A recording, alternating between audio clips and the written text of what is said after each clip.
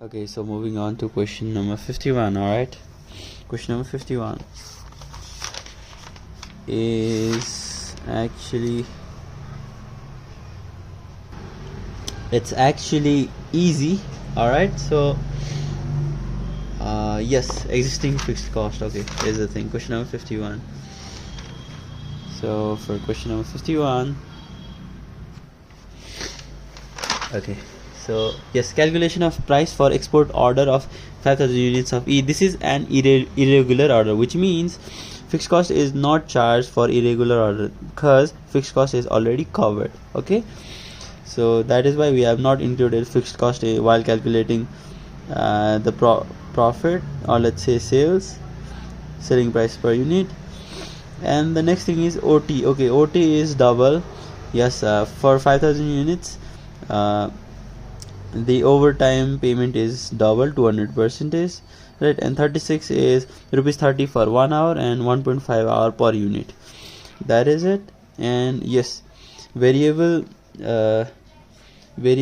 selling and distribution overhead and profit all are based on sales, so we'll go as per profit percentage. And then the question has asked us to calculate selling price per unit in part 3, right?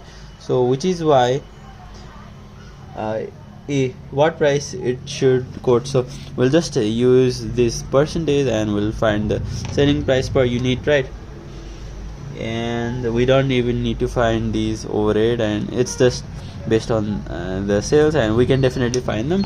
That is it. So it's easy. Question number 52. Question number 52 is asked, but it is quite rare that it will be asked again.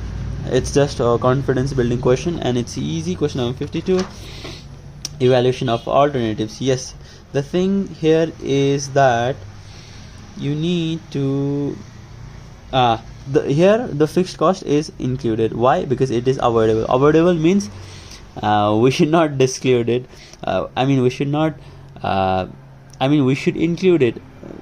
It is avoidable, but we should include it. Why? Because it means it affects decision. If for example, see here, the fixed cost, cash fixed cost is 2 lakhs, and here 2.5 lakhs in alternative 1 and in alternative 2. So here this fixed cost is avoidable if alternative 2 is opted, and in alternative 2.5 lakh can be avoided if alternative 1 is chosen, right? So that's the thing. So avoidable means we need to include them, and here hence we are subtracting that for annual cash flow, right? Another thing is first year, second year, third year separate analysis doesn't need to be done because it's uniform. Cash flows are uniform, and directly 3 years annual cash flow co-NPV calculated directly. 2.49 is the PVIFA, right? That is it. And NPV, the greater NPV will be chosen. That is it. And pretty much, yes, yeah, calculation of total fixed cost this way. 40 fixed overhead is 40, direct labor hours for the product is 4 hours. There are four products, so we can calculate rupees 10 by any of these, right? That is the recovery rate, and that is it. And the next one is, okay, so key factor coverage, single in cap 2 level, single key factor, multiple product is covered, and the rest will be multiple key factor and multiple product, multiple key factor and single product will be covered in final, that is cap 3. Moving on, we have another concept, absorption cost versus marginal cost. Question number 53 is easy, for which we need to memorize the format. Question number 53 here. So here's the format: marginal costing and absorption costing. Marginal costing is for decision making, absorption costing is for recording, and this extra unit costing is for primarily quotation. We all know that we need to set the price of the units, right? And then budgeting and recording as well. So, and another thing, in while like solving the questions of absorption costing, when we see normal capacity, that is for calculation of fixed overhead, alright, fixed overhead recovery rate. So that is it. And yes, for format, admin overhead will be here in unit costing, and pretty much down in marginal, and pretty much down in absorption costing, right?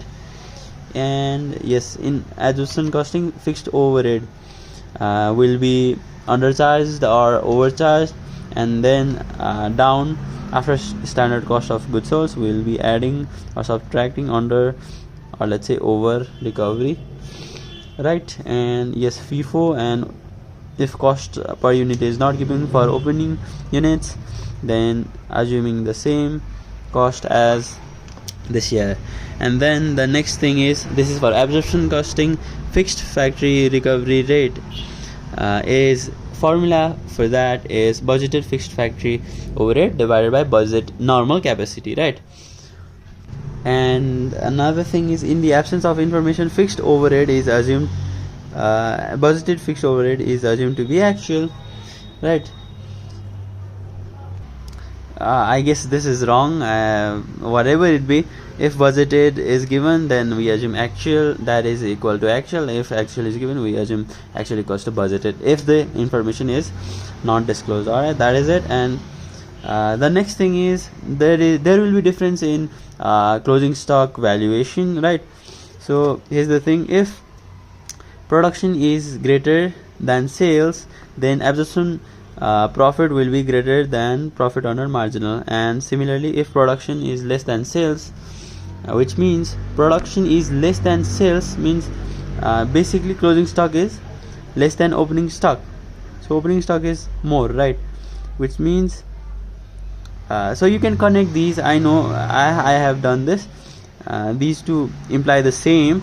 And then absorption costing is less than profit under marginal.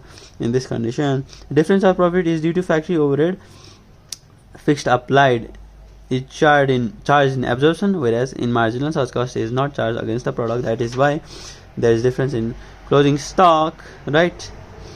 And that is it. And question number 54 is pretty easy. And question number 54 says fixed production cost or absorption formula is actual production quantity times fixed overhead recovery rate, right? So for fixed overhead recovery rate, the same formula budgeted, the same formula we just saw in the book: budgeted fixed production overhead by budgeted normal capacity, and we calculate under over recovery by actual fixed production overhead, that is 1,60,000 for the year divided by 4 quarter, 40,000. And in absence of information, actual is same as budgeted, so 1,60,000 is budgeted, right? And that is assumed to be actual as well. And absorbed is 44,000, the same we just calculated here. And the thing is, 4,000 will be over recovery, which we will subtract here in absorption costing profit calculation, right? And yes, this is the treatment we did to 220 units times 200, 220 units times 200, that's 44,000. That is over recovery, right? So we'll subtract over recovery down in the downwards. And yes, there are 3 treatments to over recovery, under recovery. So transferring to costing PL, which we will be following in the exam. Next is transfer to next costing PL. Next is cost is added back to COGS, FG, WIP, WIP. And then the next one, yeah, this one was in absorption for first quarter. The information is provided for the whole year, but we will be only calculating for first quarter, all right? Because we are in this question number 54. We can, in the first quarter, this units were produced and this were sold is stated, even though the information is provided for the whole data. So we will calculate for first quarter only. And the same goes in marginal. We'll calculate contribution, right? And this is the thing: closing finished goods valuation is 48,000. There is the difference, right? It's just 60,000 in this absorption, and in this marginal, it's 48. Oh, it's only 48,000. Yes. Why? Because cost of goods produced is 2,20,000 in absorption, which is much higher than cost of goods produced, variable cost of goods produced, that under marginal 1,76,000. That is why the closing finished goods in absorption is much higher. And then yes, we can definitely the difference in profit by, and we can like reconcile the profit, it all. That is it. And question number 55, moving on to 55 is easy. Here's the thing, it has said calculate the budgeted profit and break-even points in units, right? So for this, it's not stating whether to calculate under marginal or absorption, right? So but the thing is, it's asking break-even points in units, right, which can be calculated under marginal only. So we'll use the marginal and chart, and then we'll calculate BEP units. And here's the thing, the capacity of the machine will be 300,000 units, but the budgeted, the normal capacity will be 90%, that is 2,70,000, and this is the budgeted income and whatever it said. And break-even points, yes, we'll calculate it this way, right? And then moving on to the next part, it's saying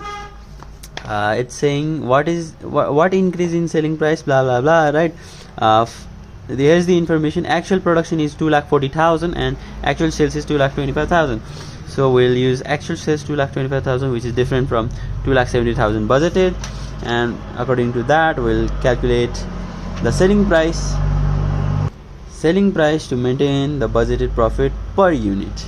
That is, here's profit is 19,44,000. So 19,44,000 divided by 2,70,000 will be 7.2 per unit, and which we will be maintaining for 2,25,000 units. So basically, according to that, the variable cost. So basically, for maintaining that, we will increase the selling price, and yes, and there is increase in variable cost per unit as well for the additional units, and we can calculate it this way, right? So calculation of current variable cost will be 2,40,000 times 33, 2,40,000 times 33, right? And plus 1x. I guess you can see this one pretty much nicely.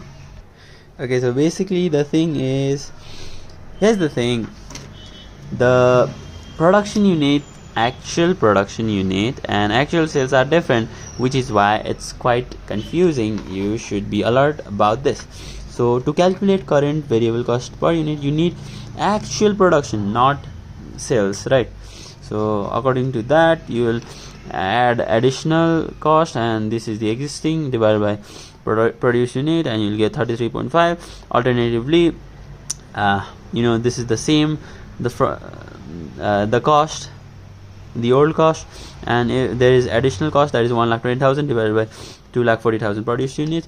Additional will be 0.5, that is 33. Current variable cost for now is 33 plus 0.5, that is 33.5 per unit.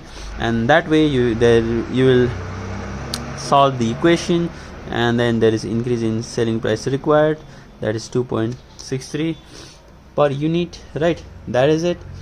So that way you can calculate. And then so absorption, there is absorption, yeah, and there is difference in valuation opening and closing units, right, in absorption and in marginal, which you can see. And then fixed, everywhere there is fixed, you can assume actual equals to budgeted or budgeted equals to actual, right? And then the last one will be question number 56, which is easy. For that, opening finished goods of the previous year, if this year will be the closing finished goods of previous year. That is it for absorption and for marginal as well, which was homework. And that is it, question number 56. After that, I haven't covered. So that is it for marginal costing.